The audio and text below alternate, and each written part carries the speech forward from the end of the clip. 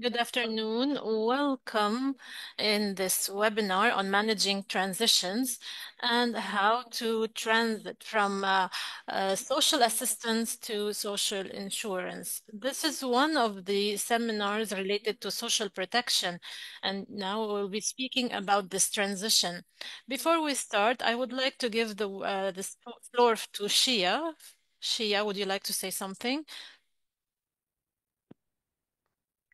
Sure. Thanks, Rania. Good morning or good afternoon from wherever you are in the world. I'm Shay McClanahan.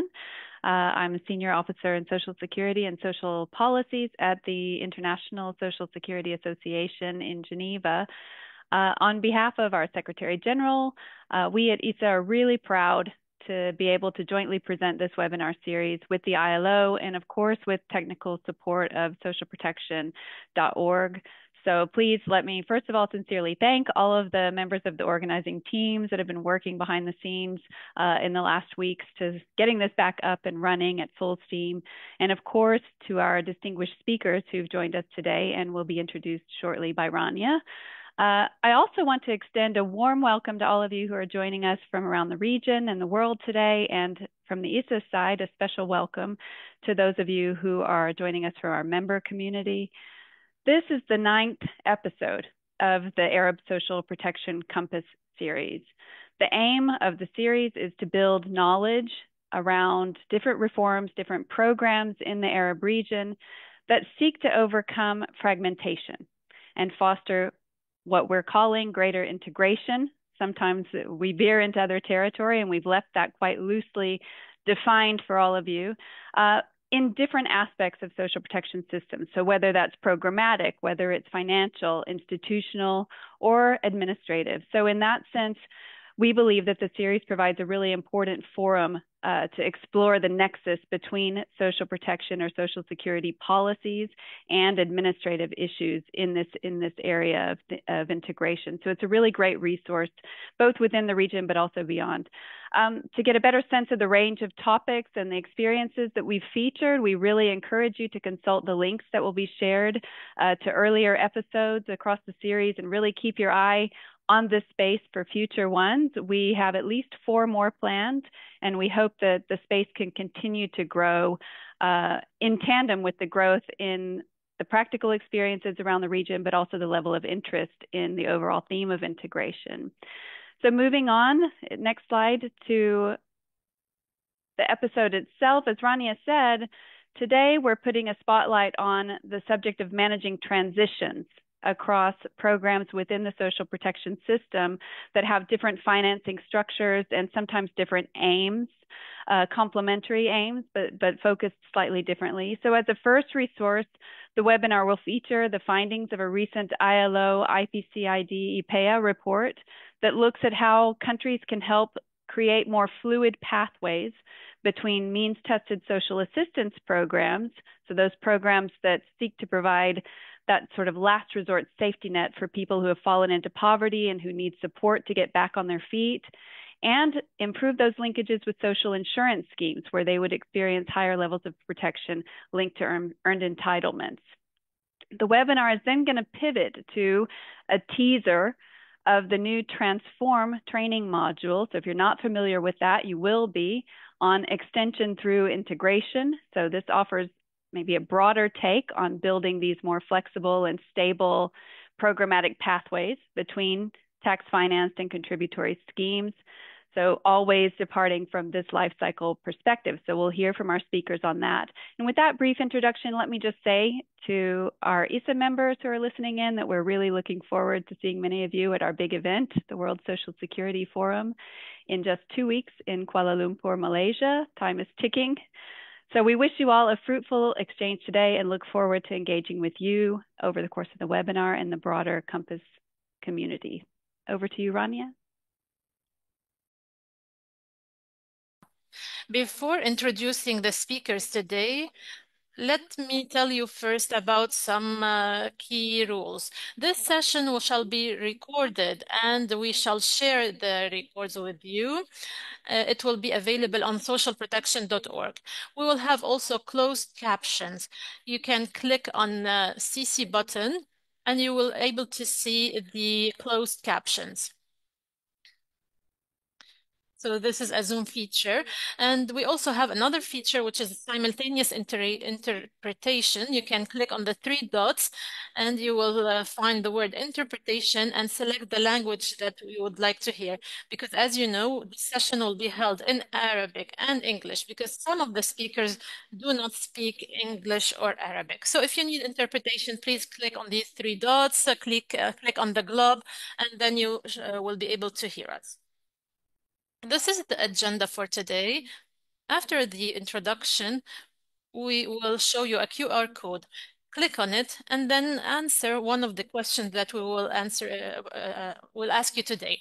Then we will have some presentations. Later on, we will have some questions to the speakers. Then we will have an interaction moment through the QR code followed by a question and answer section. If you need to ask any question, please click on Q&A and write your question. We shall answer some of your questions by writing. Shahir and Beatrice will be able to answer these questions. And for other questions, we will be asking them to the speakers to be able to be answered directly. And if some if some questions remained unanswered, we shall send you the answers in writing. And now let us start by introducing our speakers. First, we have Mrs. Nadia. She is the Director of Collection in CNSS Tunisia. We have also Mr. Ibrahim. He is the Director of the Directorate of Economic and Social Empowerment at NAF Jordan. We also have Beatrice Buratini. She is a researcher on social protection in Clear Lab. And finally, we have also Mr. Shahir Ishaq. He is an independent social protection specialist. We thank all the speakers in advance for their time and efforts, especially when it comes to answering the questions and speaking about transitions from social assistance to social insurance. First, let me ask you this question. Before we start, we would like to know, when we say transition from social assistance to social insurance, what comes to your mind? Please click on, scan this QR code, and then you will be able to log in WooClap, and you will be able to answer. So in one word, what comes to your mind? We will give you 5 minutes to be able to answer this question.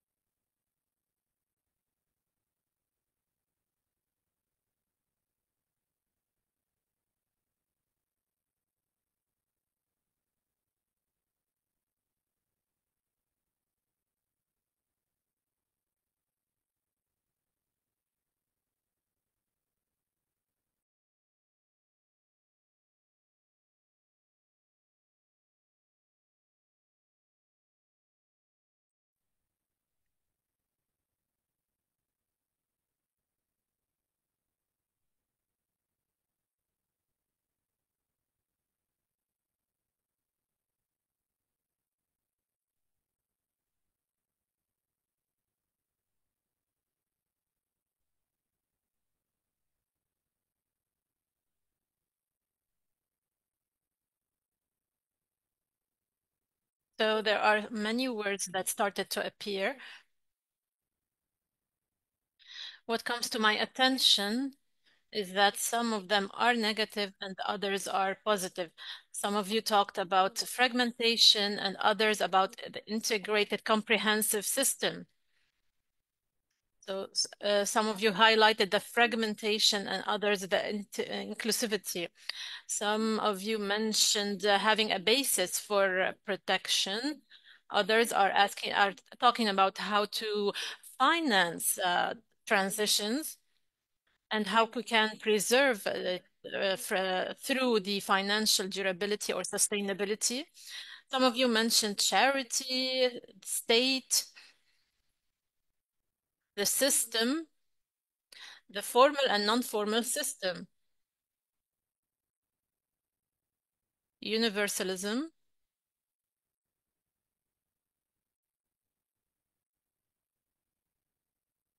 back and forth. So I believe that you've mentioned all the answers possible because you have a holistic perspective of this topic. You've talked about the financial, the administrative comprehensiveness, and we will know more about this once we move to our first presentation, and it will be presented to us by Beatrice. Beatrice will speak to us based on a research paper on facilitating transition between social assistance and social insurance. So she will present to us on how to transit from social assistance to social protection in the Arab world. The speaker is cutting a little bit.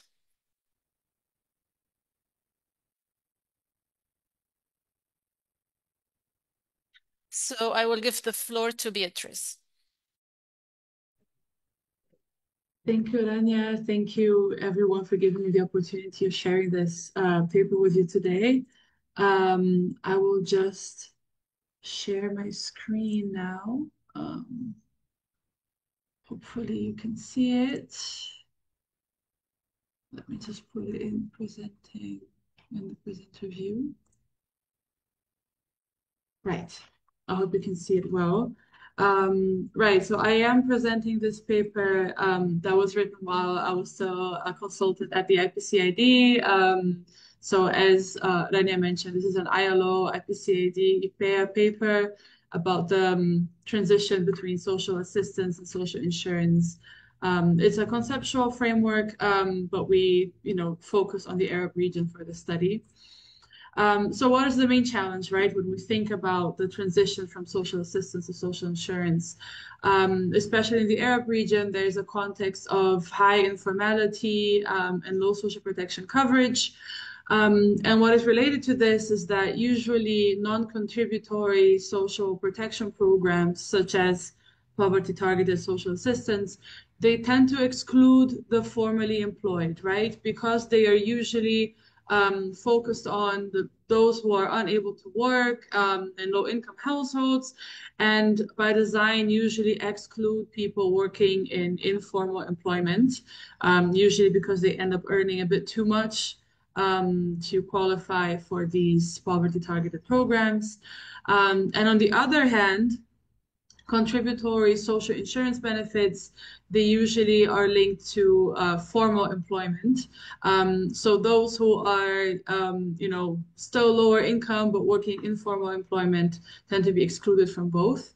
And also, by design, these programs end up discouraging people from looking for formal employment because they might be afraid of losing, being even more excluded from social protection. And workers also remain trapped in informal employment without adequate social protection coverage. Um, and and then one possible solution would be facilitating the transition between non-contributory and contributory programs. And to do this, we need to build links and transition pathways between social assistance and social insurance in a way that allows people to move from one to the other and back if necessary. And enable the continuity of protection during employment transitions, because obviously people might be employed, lose their jobs, get a job again, and we need social protection systems to contemplate this, right? And by facilitating the transition from non-contributory to contributory programs, if done correctly, this can incentivize access to formal employment, This can expand social protection coverage, stabilize incomes and reduce vulnerabilities, and obviously uphold the right to decent work and social protection for all. And one important concept here is that, usually when we think about, especially poverty-targeted social protection, so social, usually social assistance programs, we tend to think about graduation, right? You might have heard about this concept. It usually refers to people exiting usually extreme poverty. It's a concept that is usually used when talking about these poverty-targeted social assistance programs. And obviously, while there is evidence that shows that programs that apply this logic of graduation usually lead to gains in productive assets and social economic status, usually this is just a snapshot in time because, of course, um, poverty is quite volatile. So people, they might exit poverty, but a few years later, they might fall back into it. And this is why it's important to actually look at transition, which has a more systematic perspective. So we're looking at, people might graduate, so to say, from a poverty-targeted social assistance program, but we actually want them to still be covered by another social protection program, even if they stop being poor, right? So in this case, social insurance. Um, so it's important to look at transition in terms of people's standards of living, they change, people's situation within the job market changes, and they still need to be covered by different types of program. And this is why we're looking at transition between programs in a social protection system. And based on this idea, this research paper uses the following conceptual framework. Don't worry, I will be explaining each part in more detail along the presentation.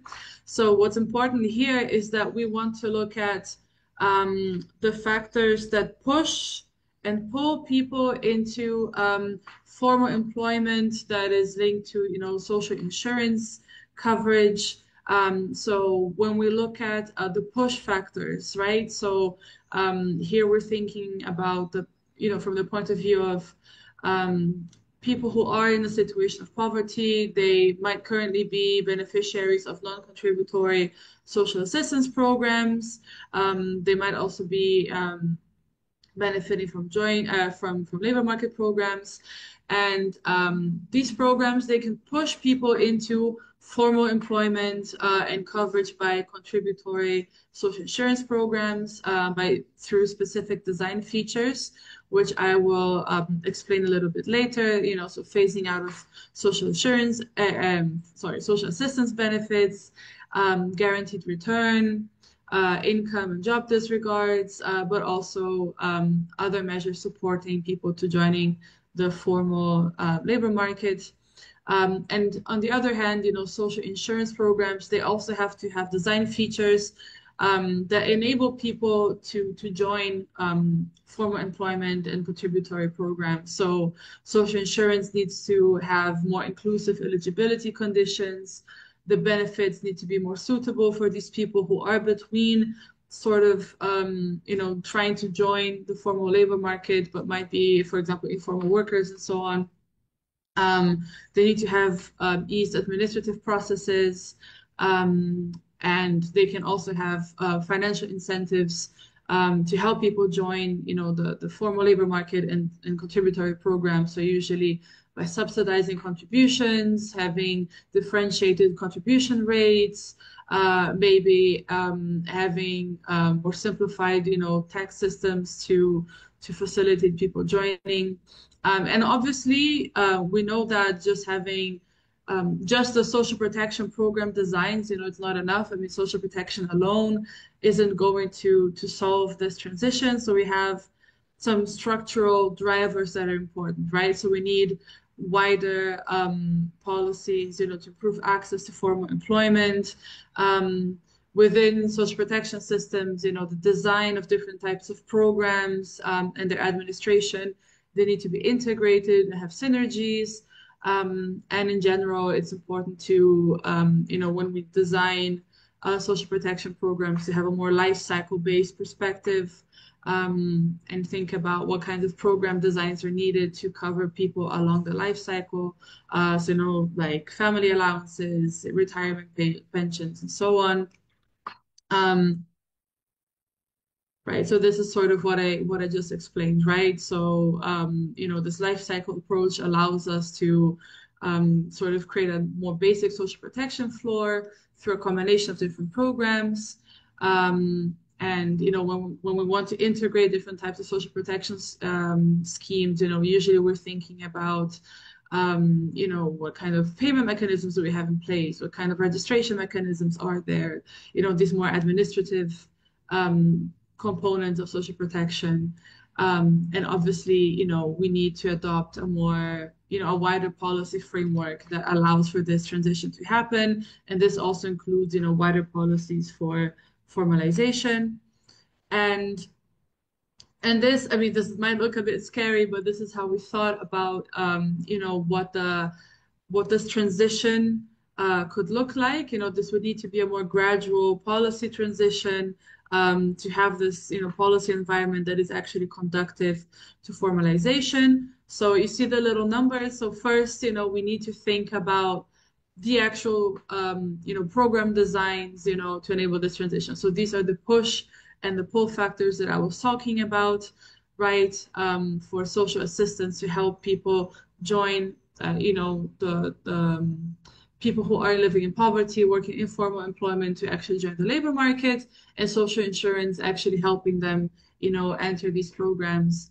And then this third step would be, we need more advanced reforms to then integrate the design of the different programs a little bit more. So as I said, so for example, streamline eligibility criteria, have common databases for beneficiaries, common payment mechanisms.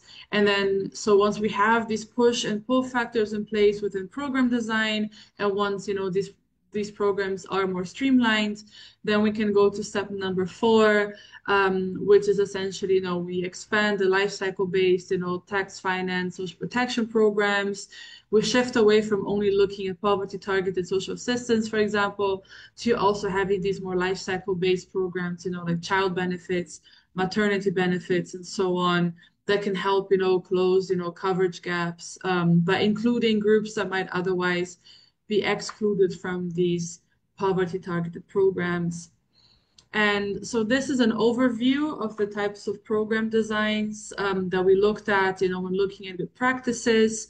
So usually, with social assistance, we've got programs at phase of benefits. So that means that you still have, you continue to pay, to transfer, social assistance payments for a defined period of time, even after a beneficiary joins, the labor market, including if it's the formal labor market.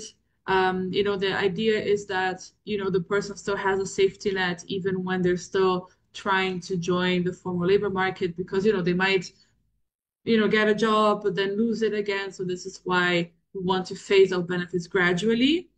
Then we have the design feature guaranteed return. So this means once a person that used to receive social assistance benefits, they graduate, for example, from the program because they have a job, they're not poor anymore.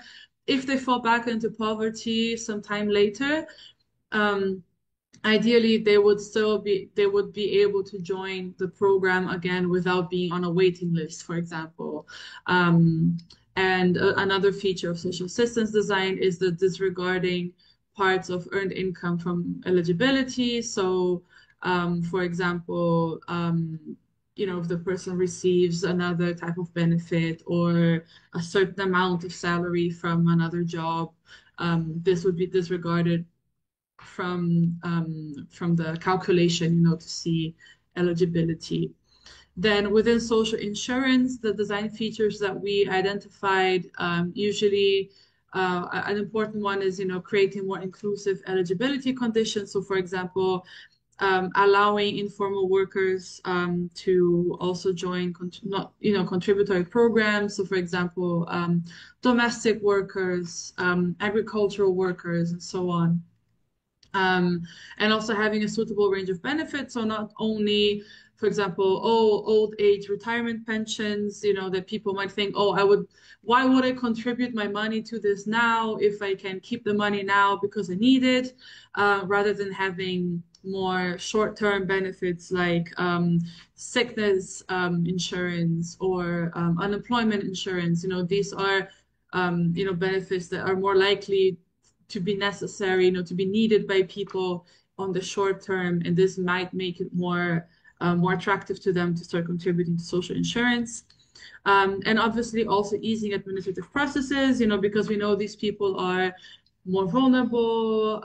They might have a harder time navigating, you know, the system, and, you know, having information on where to go, how to join. And so having more simplified administration processes, maybe even single places where people can apply for multiple benefits, that usually helps.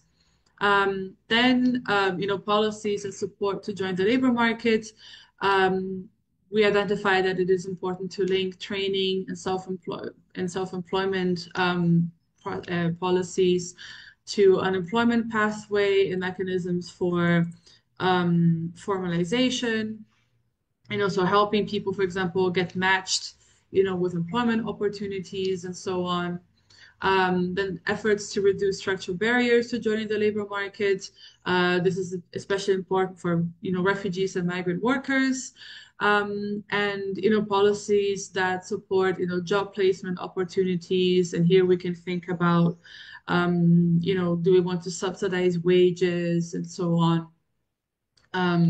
And then finally, we identified some financial incentives for people to join social insurance. So, for example, where the state subsidizes social insurance contributions for social assistance beneficiaries or for informal workers. Maybe also think about differentiated contribution rates for different types of workers. You know, there might be you know, capable of contributing, but maybe not as much as, you know, more affluent workers. And again, simplifying some administrative barriers and costs by simplifying, for example, some tax barriers. Here, the example of the monotax, which is usually a mechanism that unifies, you know, the payment of taxes and social insurance contributions for example, micro entrepreneurs and the self-employed. And obviously all of this, you know, underpinned by a conductive policy environment.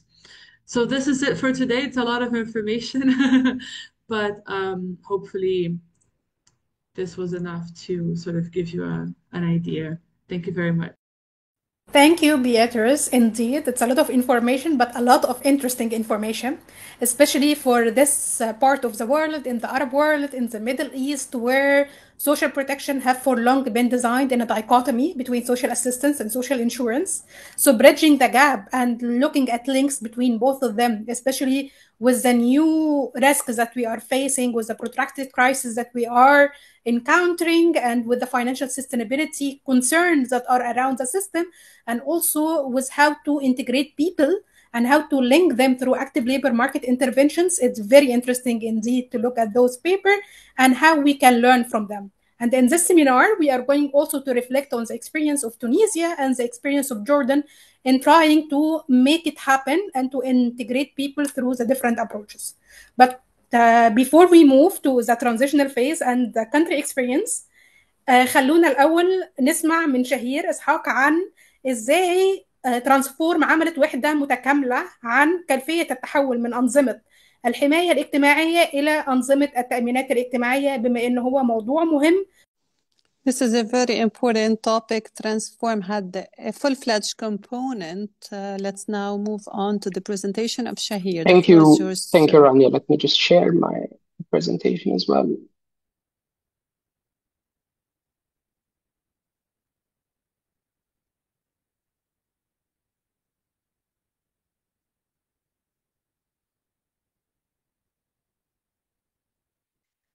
Thank you, Rania, and thanks for the organizers for giving me the opportunity to present this new Transform module, which tries to focus on how can we extend coverage through an integrated system.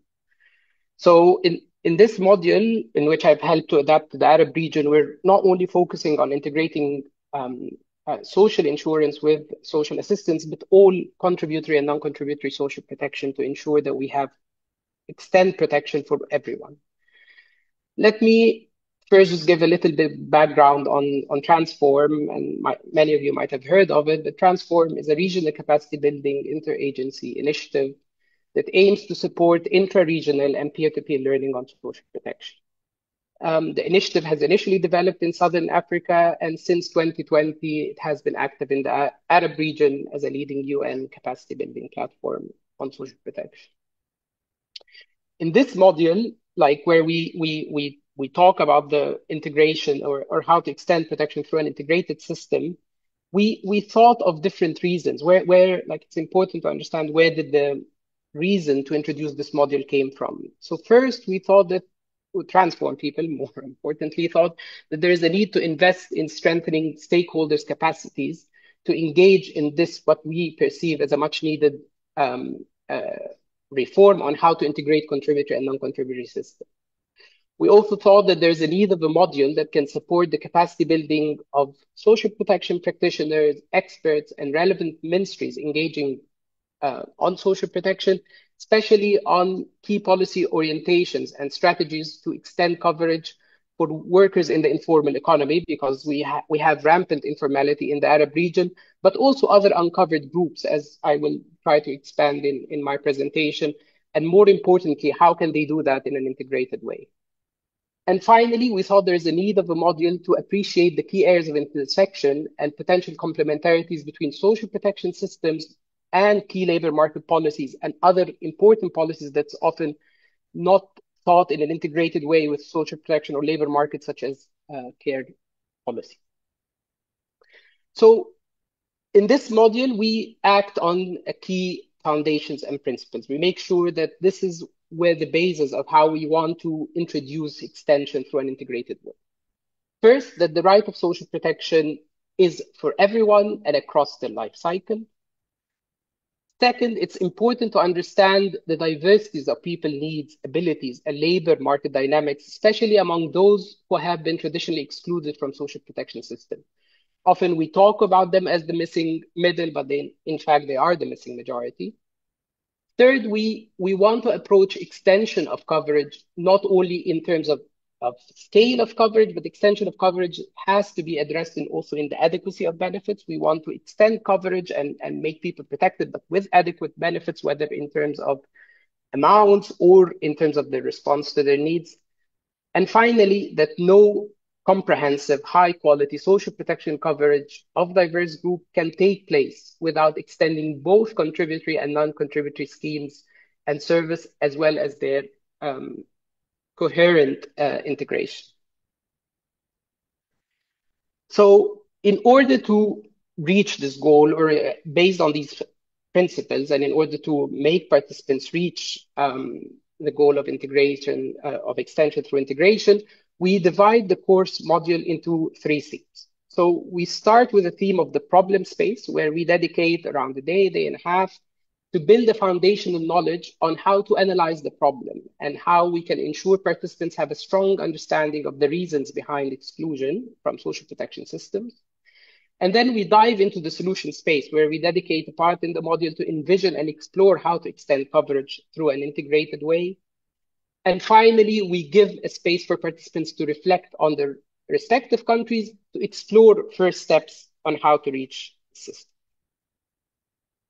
So in the problem space, we tackle around what I've identified here as 4 key themes. So we start first in the problem space to make participants understand again and again what are the life cycles risks and also how labor market dynamics affect social protection coverage. So we talk about the common life cycle risks and the relation to social protection. We emphasize labor market dynamics and how they impact people being covered by social protection. As I've mentioned earlier, since the module has been focusing a bit on informal employment, where there's a need to cover this rampant informality in the region, we need participants to understand more about what is informal employment and how it has real impacts on their earning levels and the regularity of their incomes. And finally, in the Arab region, especially when we have a low female labor participation, when we have limited data on people with disabilities, when we have high youth unemployment, youth bulge in our societies, and high migrant workers, we need to understand the challenges faced by these groups in relation to social protection coverage. We then move in a second theme about like the general design and administrative barriers to access, which will have some relevance to the presentation that Beatrice that I will address in a minute. So in the design and administrative barriers to access that we talk about in the module, we talk about things related to the limited awareness of benefits. Things about how existing benefits in our system does not respond to immediate needs and short-term risks. We often see benefits that address like pensions, that address long-term risks, but often miss short-term and immediate needs and make people not incentivized to join the system. We talk about the administrative barriers to registration and payment, things about complicated procedures, having to prove that you work in a certain job that does not identify legal systems, how payments are very much centered around regular employment and not responding to irregular employment or regular incomes. Things of the need of subsidization, because there is sometimes with informal employers, there's an unaffordability of contributions due to their lower incomes. And finally, in this section, we also talk about the lack of trust in the system in general due to the trust in the social contract of the countries. In this part of lack of coordination in design between contributory and non-contributory, we are inspired or use concepts that are introduced in the paper that Beatrice presented. So we try to make participants understand how there are no incentive compatibility between the schemes, how the design of social assistance, especially schemes, may reduce incentives for people to contribute to social insurance programs and join the formal markets when they can. There are perceptions of loss aversions. There is, when they are not coordinated, the systems, you often find that people who are part of the social assistance program fear that they might like fall into poverty again, and they don't trust that they can sustain their contributions in social insurance system. So they will rather take the benefits that they're receiving from social insurance, even if they might be offered the higher benefits, rather than leave out the system, because there are no coordination, there are no guaranteed of a transition in and out of the systems between social insurance and social assistance. We then, in the third theme, we talked in the problem space, we talk about the political economy that drives exclusion. Things about like participants need to understand who are the powerful groups resisting increasing in spending. How the fact that in our societies and in our countries, the lack of organized voice of excluded groups make them fall out of the system. We talk about austerity conditionalities from international financial institutions. We talk about the dynamics within governments and the intra-governmental and public institution dynamics, the competitions within institutions, the different mandates that is not clear within governments. And finally, and very importantly, the dominant narratives around social protection. Narratives that emphasize that social protection is not meant for everyone. It's just meant for those that we need to prove that they deserve to receive social protection. Or narratives around informality, which talks about informality as a choice, or talks about that informal workers are often these rich groups that does not need protection or support. And finally, in this course, we try to, the fourth theme, focus on the system fragmentation as a whole. What does it mean to have fragmentation in your social protection systems? What are the different causes of this fragmentation in your social protection system? And more importantly, how they manifest across all levels, starting from policy, the different programs, and finally at the administration level.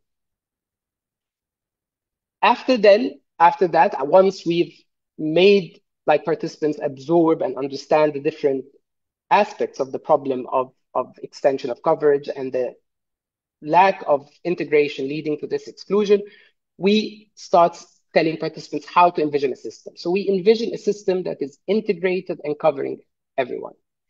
In our idea, an integrated system that covers everyone is a unified system under a unified governance structure that shares the same goals. So contributory and non-contributory system tax finance, social assistance, social insurance are all part of the same governance structure, are integrated in one strategic goal, which is to include everyone.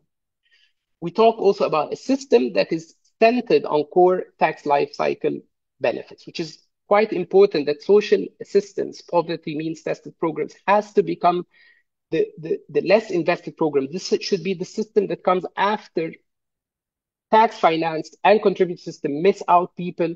Then we have these relief program, rather than we only think of non-contributory systems as those centered as social assistance, due to the problem mentioned by Beatrice and as we can discuss in the comments. Once we reached or discussed with participants what is an integrated system, look, we follow with them different steps. So we start with how they can start with knowing their country. Now that they know the different reasons of inclusion, now we need to do a thorough assessment of social protection and labor market landscape to identify the gaps in coverage, how benefits are adequate or not, and the lack of integration in the system. And then in the module, we go through different building blocks of extension. So we talk, okay, how can extension through integration happen in legal and policy frameworks? What does need to change in governance and coordination mechanisms? How, when we tackle design of both schemes, can they be integrated and ensure transition between the systems? Things about administration and administrative barriers, as mentioned quickly by Beatrice in her presentation. Financing mechanism, these differentiated contributions or subsidized contributions. And the data systems, how can we build a data system that is integrated and ensure the synergies and integration of social assistance and social insurance. In all of these, we try to bring some good examples and good practices from the region, but also globally. And in some aspects, we understand that it's still an exploratory area where we just offer ideas and solutions to give space for those who receive the training to start to innovate and think of how this integration can take place better. Again, in relation to the paper of Beatrice, we bring in the solution space the examples or the knowledge that has been produced by the paper. How can we ensure that social assistance programs push participants better to join social insurance system? Things of what mentioned by Beatrice, the phasing out benefits, keeping benefits in social insurance system for a while until they trust their integration in social insurance. How can we ensure a guaranteed return? If poverty, as mentioned earlier, it's a dynamic process. You might be in poverty, you might have a formal employment, and suddenly you fall out of the system again and require social assistance. How can we ensure return? How do we not penalize those who join the formal market but still on low incomes to stay and have some support from social assistance? And of course, in the social insurance, we talk a lot about how can we adapt the social insurance systems to include more people, legal adaptations of the systems, more subsidizing contributions for people who wants to join the system but needs a little nudge to make them contribute regularly and have decent benefits.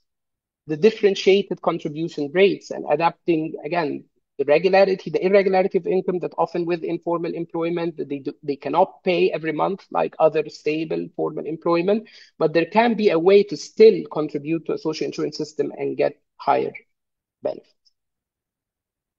Overall, we hope that through this training that participants will embrace the idea that we should expand social protection coverage and appreciate that it's possible to achieve.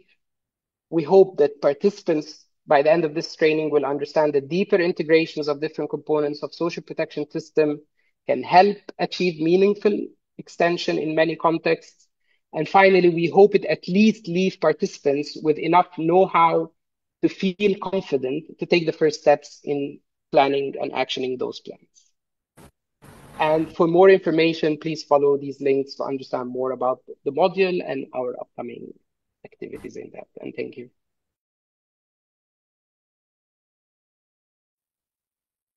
Thank you, Shahir. Thank you for this interesting presentation. Your presentation and Beatrice's presentation both give us a conceptual framework on linkages between social assistance and social protection. We can this way know what are the tools available and the linkages are still not so clear, but that's what we're gonna know through questions to Mrs. Nadia and Mr. Ibrahim. Zuraikat, how were we able to turn the conceptual frameworks? How did we benefit from the administrative and financial aspects, communication? How did we ensure linkages between social protection and social assistance? We will ask a series of questions, and I hope that you give us answers within 5 minutes so we have enough time for questions from the audience. Anyone who has a question, please feel free to write your questions in the Q&A, whether about Beatrice's or Shaheen's presentation. Do not hesitate at all. Let's start now with Mrs. Nadia bin Abdullah. You are the director of the National Fund in Tunisia. We've heard about the push and pull factors that help people join the labor market. Those who have social assistance, they join the labor market and then they can join the social insurance. We would like to know more about the pull factors, the financial incentives to the self-employed and the agricultural workers so that they join the social insurance scheme in Tunisia. What are the pull factors? And can you tell us more? How did you design the goals? What are the outcomes through the subsidies? The floor is yours, Mrs. Nadia. Thank you, Mrs. Rania. I would like to thank the presenters, and I would like to thank the participants. I am very happy to join this webinar and to speak about a highly important topic that is challenging and that is witnessing a clear will to introduce changes. This is very timely. In Tunisia, we have new programs that try to translate certain principles. I have 3 main ideas to share with you, if you allow me. Number 1, the Tunisian experience is based on an important principle. The state covers the contributions and social protection. Usually we see that when it comes to wage earners. However, that is a recent understanding of the self-employed category. That is the most vulnerable group that is targeted. We have a new scheme, the self-employed status got launched in November 2024. It's a new scheme.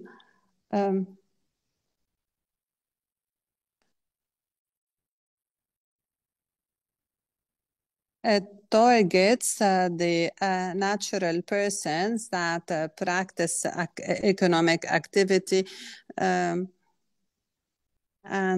this had allowed people to join regulated work. The idea is that the state covers contributions within the scheme for year 1, and we're thinking about an extension for the coming years. That is my first idea. Number 2, the diversity of sources of funding in Tunisia.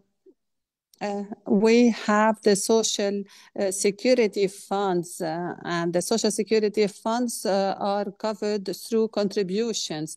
The new idea is that there is diversity of the sources of funding, and we do not only rely on contributions that are not adequate to cover all of the social security branches.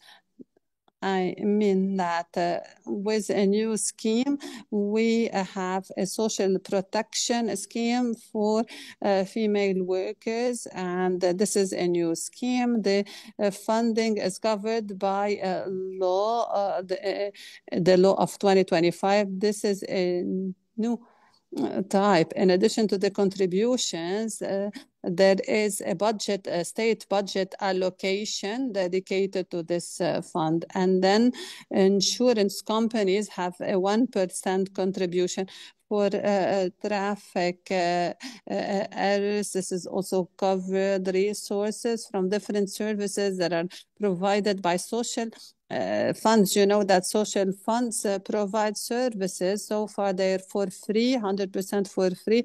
And there will be some changes. It won't be very high. But at the same time, the standards would allow the funding of the social funds. That is number two. This is an emerging concept that will be launched. There are now legal texts covering this idea. Now, idea number three, this is a concept that is historically rooted in Tunisia. It is the solidarity-based distribution between the contributors and the different types of social security. What do we mean by this? It means that all of the contributors, regardless of their classes, regardless of their sector of activity, they would be in solidarity in funding the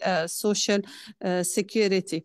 And this is very important. In Tunisia, we have different types of social security. I mean, each category has its own social security scheme. For example, the non-wage earners scheme for the independent workers from 1995. And then we have another scheme for those with limited income, for vulnerable groups, for traditional artwork, for house workers with contributions that are not very high. Then we have the agricultural sector scheme. As you've seen, we have many and so different schemes, which means that we have different percentages of contributions.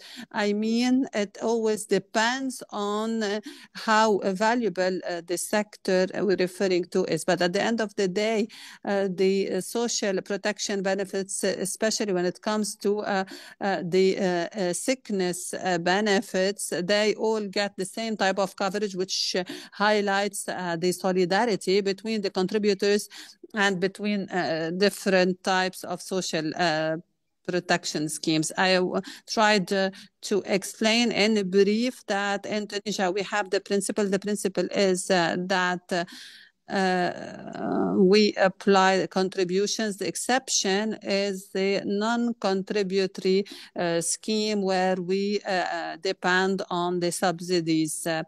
And in this case, we try to empower vulnerable groups and we allow them access to social protection coverage of all branches. Thank you. Thank you so much, Mrs. Nadia. Now that we've heard about the push and pull factors, mainly from a Maghreb country, now we move to Ibrahim Zraikat from the Social Assistance Fund in Jordan, from the Levant area. Can you tell us about the pull factors that had allowed access to the formal labor market? Can you let us know about the training program adopted by the National Assistance Fund? Was the private sector interested? What were the main challenges and obstacles that you were able to face and that you're still facing? The floor is yours, Mr. Ibrahim. Thank you, Mrs. Nadia. Thank you for inviting us. Let's also thank those who have contributed previously.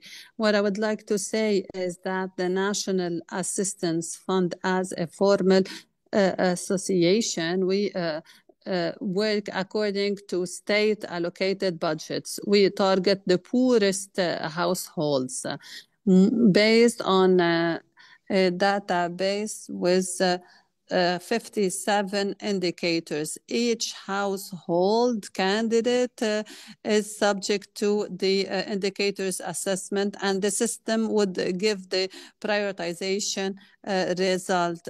So we start with the poorest households. And we have a problem when it comes to the formal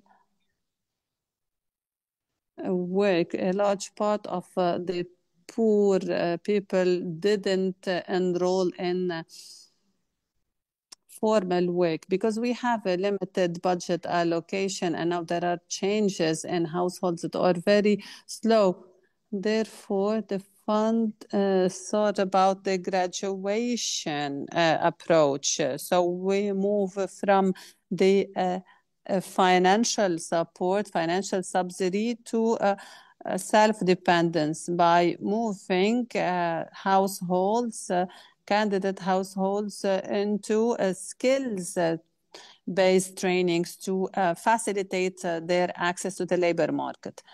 And this was done gradually. The first stage in the first stage for those between 18 up to 48, we have a database including personal information, the age, the health status, capable, incapable, the educational background, elementary, secondary, academic, or vocational, and then the future interests and ambitions, previous experiences.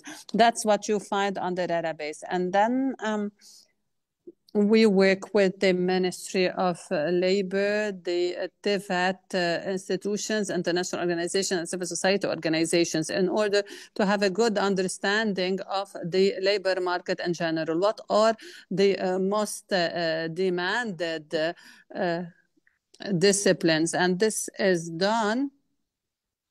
I mean, when we know what are the labor market trends, what are the available opportunities, we immediately design a training and we implement it together with the private and public sector, with companies, to empower candidates and to acquire skills that would enable them access to the labor market. When we have candidates enrolled, we give facilities. I mean, the first course is for free. We just pay also transportation fees to give more incentives, because we all know all those benefiting from this scheme have negative perceptions because they're afraid they fear losing the state subsidy. We try actually to seek networking and job opportunities through the private sector as soon as they graduate. And at an early stage, the state gives subsidies. We want it to be formal employment through a formal contract, and we support that. In certain programs, we give subsidies to the employer. In the first 3 months, we gave some support in order to break the barrier and to get used to the work and to develop accordingly. So this is how they can be more prone to maintain their job.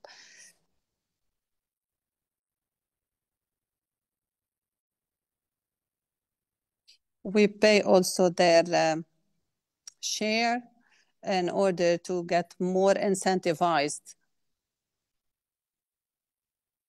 Our problem today in the Middle East in general is that we have no culture to encourage people to enroll in social protection programs, especially for people working in the agriculture and daily wage work. Some people benefit from social protection programs because they have no other way to get protection. because when they become older, they lose any source of income, so they depend on the social protection funds. During their life, they also can experience accidents. And in this case, they will stop working and depend also on the fund. So we have a main problem here, and we are trying at NAF through the program of graduation policy to include these families to the labor market in order to increase their financial capacities. And here I would like to focus on something very important. Graduation, according to NAF, is to exit the dependence on benefits, but not to exit the poverty cycle, because exiting the poverty cycle would need the cooperation of several government actors. Our role is to help people exit the dependence cycle to the non-dependence cycle. And if, for example, a person loses his job, they can probably benefit from these benefits once again. This is why our policy at NAF is to deal with the most impoverished people. So we take the less poor people, or deal with the less poor people so that we can help them exit the poverty cycle. It would be easier for us to help them make this transition. And the financial allocations we have are limited, so we only can work through the graduation policy. And in order to incentivize people more and more to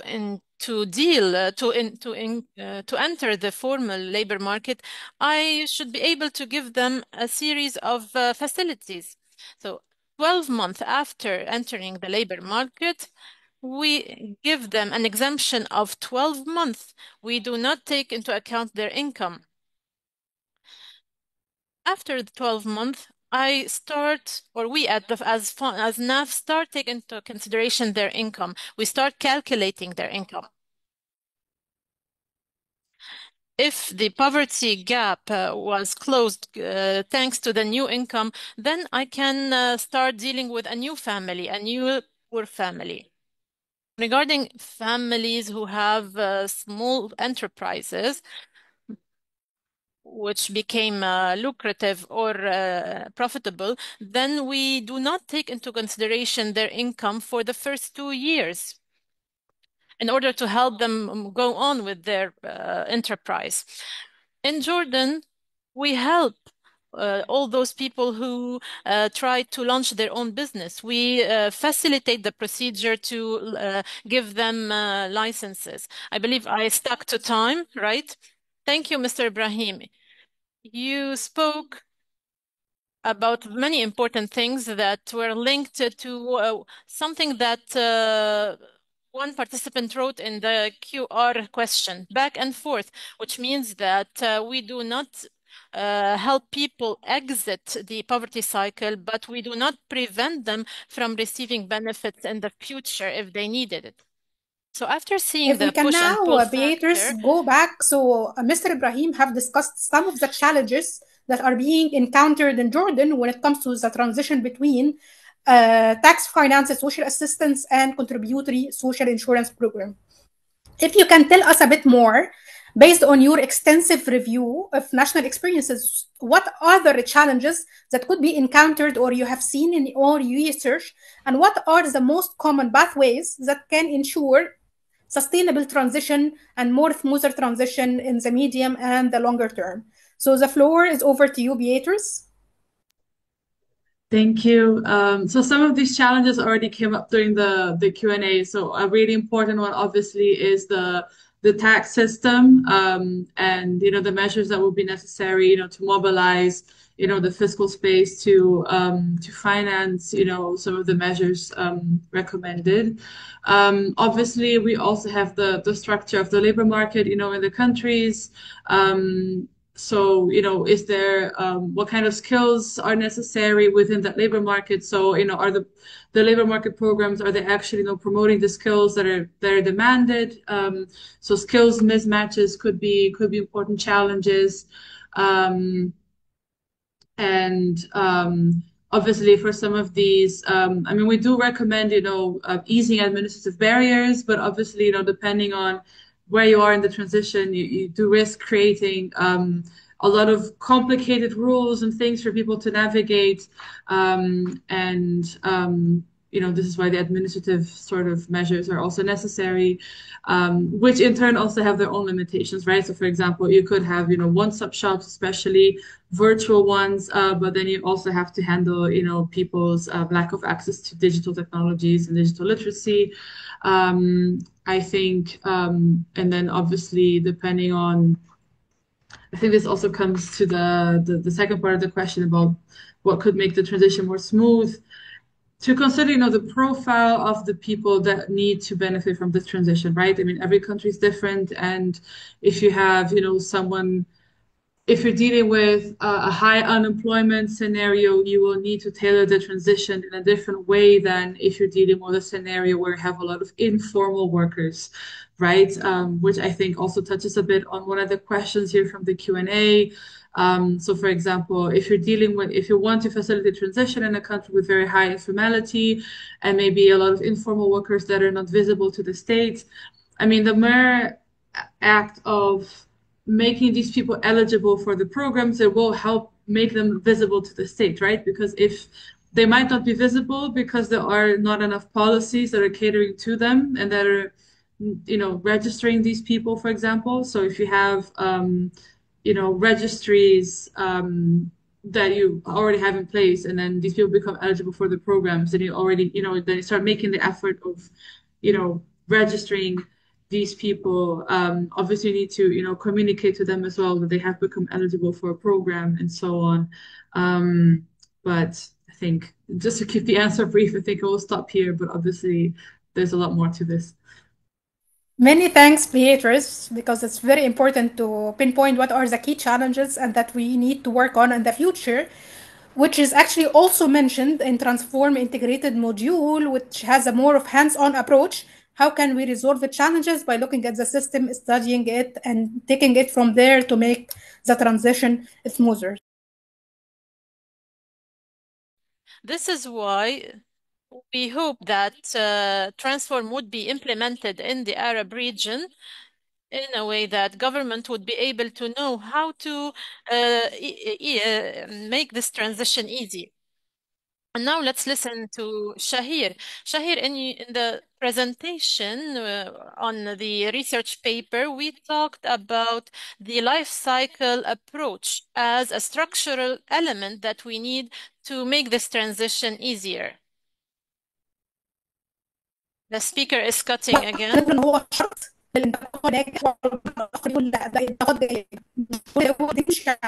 I cannot hear the question as the speaker is cutting. بالنسبة للانتقال الناحية التأمينات ونحب نعرف ازاي هو بيختلف عن الضيق للمساعدات الجامعية اللي موجود في بعض الدول وازاي ترانسفورم بيتكلم عن الموضوع ده بشكل عام.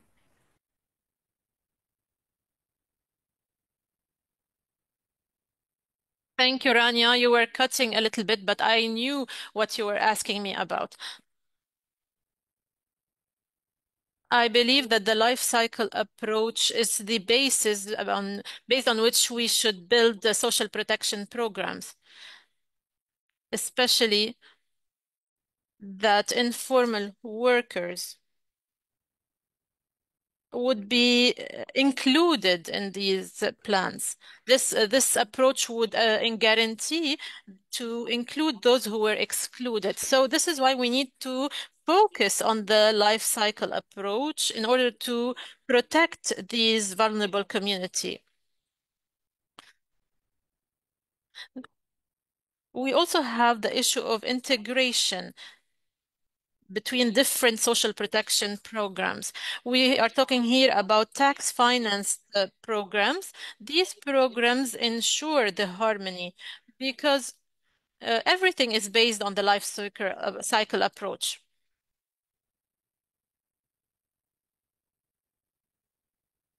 And this means that this would make it easier to ensure the transition and everything would be harmonious. instead of having one program dealing with the life cycle approach and another program dealing with another approach. So it's very important to ensure the harmony between all these programs. Finally, the evidence related to the life cycle approach proves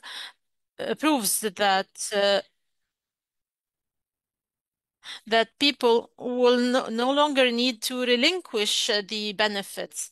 Indeed, the research here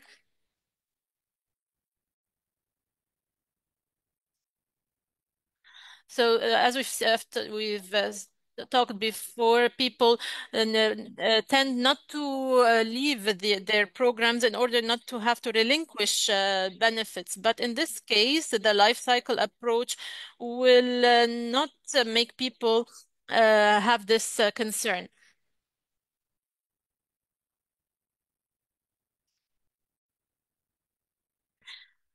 So this approach will encourage people to enter the labor market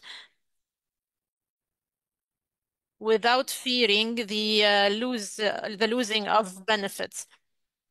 And finally, it establishes the idea that social protection is for everyone and it is not exclusive only for the poor. We all need social protection and we all need to be included in social protection programs because we all experience problems and crises in our life, such as unemployment, sickness, and social protection would be able to provide us with the benefits and protection needed. Thank you, Shahir. Let us listen now from Mrs. Nadia. We only have 3 minutes, unfortunately, so you only have 3 minutes to answer instead of 5. Mr. Shahir was speaking in his presentation on how management systems, the funding systems, the follow-up systems, as well as communication means are important in order to make this integration, inclusion between both programs. According to Tunisia's experience, what were the priorities achieved and honored by Tunisia, in order to ensure this transition at the medium and longer term? Thank you. Let's first agree that social coverage is based on a condition, which is to practice a profession, an economic profession, in order to benefit from social coverage in the contribution-based programs. I'm not here talking about the non-contribution-based programs. Regarding the contribution-based systems that are managed by our Social Protection Fund, the condition is that beneficiaries should practice an economic profession or a job, and this is why this is the very important condition. It's so we give priorities, the priority here to mainstream the facilities and to overcome these administrative burdens or obstacles. This is why we we explained the documents needed, and we facilitated these procedures by digitizing them on one single window, which means that beneficiaries won't have to move from one department to another in order to benefit from specific assistance. They can all just register on a digital platform. And so this wasn't easy, but at the end of the day, we managed to overcome this challenge. So by registering, the beneficiaries would be able to receive a number and benefit from the coverage without moving from one department to another. So this was one of our priorities.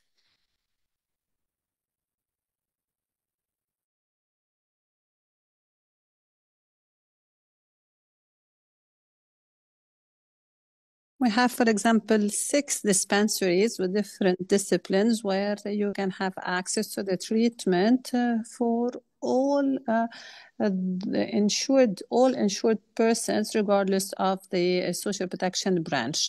And then the mechanism of oversight, that the social protection should be made familiar. At the same time, we have the awareness raising, the outreach in order to highlight the importance of the social protection, the benefits that are granted, and the benefits in the case of sickness, old age, occupational diseases, all life cycle threats and risks are covered this way. Again, let me tell you that the experience of the self-employed coverage facilitates the procedures, uses digital transition, and contributions are made available through a digital platform, which is also very important. On the agricultural workers, this scheme covers the self-employed, the independent workers, and those who have one or more than one wage earner. This is a vulnerable category, and they're all covered in accessing the social protection. To conclude, I would like to say that success is linked to the integrated vision in two ways in terms of inclusivity of those insured persons, and then in terms of the vision. This would, of course, allow the needed transitions. Thank you, Mrs. Nadia. The Tunisian experience is very important for all Arab countries. It is because a large number of countries have a predominant agricultural sector, and this is a very widespread sector, and we need here to ensure integration. Your answers did really respond to many questions in the Q&A. Mr. Asmat Azzat asked, for example, how did we encourage people to join the scheme? Back to Al-Mashriq area, Mr. Ibrahim, what are the main elements that Jordan focused on in order to help transition to the active labor market? How did they find job opportunities that are consistent? What are the linkages that Jordan focused on? Let us first agree that we suffer big challenges, tremendous challenges in the labor market. We have an economic regression. We have the refugees crisis. Now the facilitations. First, we have exemption periods, grace periods. Now I am paying their contributions at the state. In previous years, we've had the on-the-job trainings, and this is dependent on a direct employment contract. It is because my challenge is that a large number of beneficiaries do not have skills, or they have hard skills. They didn't get to work on the field. So we had to support both the trainee and the employer. We've also organized the trainings. We used to give tenders to the private sector for trainings that would result in employment. So we have enterprises training beneficiaries and granting them, awarding them formal contracts as a result of that. But the challenge is that enterprises suffer from economic regression. Now, if firms are not subsidized, they do not allow it to happen. They want highly skilled and competent workers. We have a platform in Jordan, the Sajil or Enroll platform at the Ministry of Labor, and we have 14,000 beneficiaries from our side. 7,000 were awarded formal contracts. However, the problem lies with the continuity. The 7,000 who got enrolled, 1,700 persons only continued for 12 working months. So at the National Assistance Fund, we seek international donors to fund the small enterprises and businesses, and we facilitate registration procedures, because of course it should be a formal business. They should have got their authorizations from the municipality and the authorities, and this is also problematic. That's what we're trying to do at our level.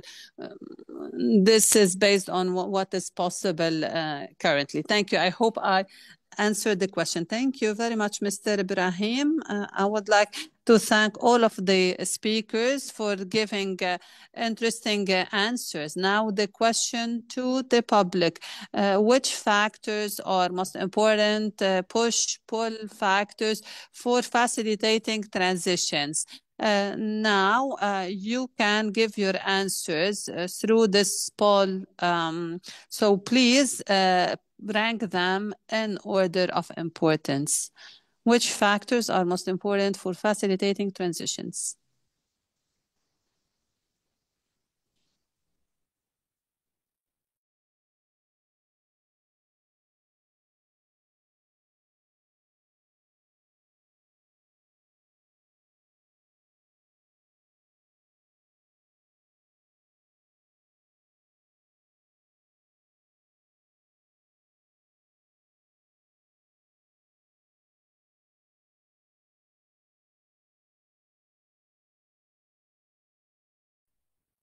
From 1 to 4, the 4 is the most important.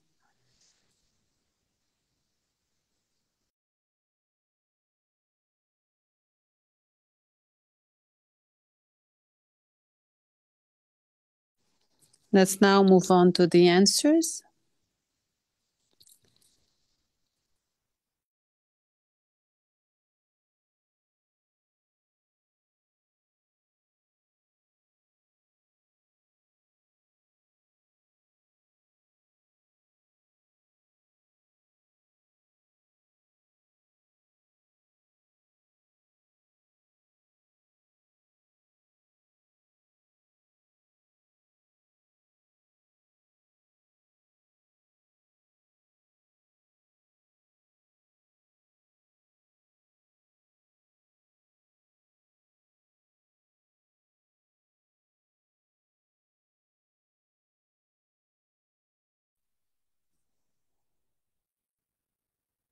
One of the most important, as you said, subsidies. Jordan as an example, followed by facilitated administrative operations to facilitate access to the scheme. And we need this to be done gradually. We need to see how to facilitate the active labor market, how to help people through social assistance. All right, let's now move to 2 additional questions. So the first question I would like to pose to Beatrice, if you can help us with this answer in about 2 minutes. And the question is basically, how can the regulations that are being established for this transition reduce the number of beneficiaries who are getting back to social assistance after they have been integrated into social insurance? So what can the government do in order to eliminate or reduce this transition backward into social assistance? And also, how can we integrate informal workers into the system while they are not actually being visible to the state? So the floor is yours, Beatrice. Thank you.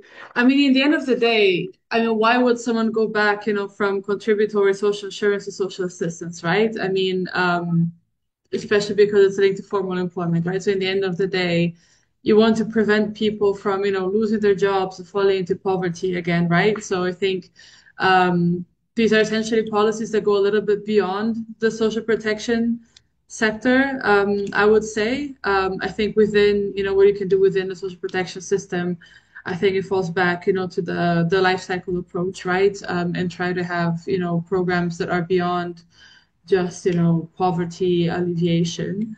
And I think about the second part of the question, I mean, I briefly mentioned that, I think already in the last comment I made on the informal workers. I mean, in the end of the day, they're usually invisible because they're not eligible for a lot of programs, right? So as soon as you change, eligibility criteria and you expand, other policies for these groups of people, then they usually become, visible to the state, right? Because then you start registering them. So I think that would be it for now. Thank you, Beatrice. And moving to the second question of Mais. شهير لو تقدر انك تجاوب على السؤال الخاص بان شهير,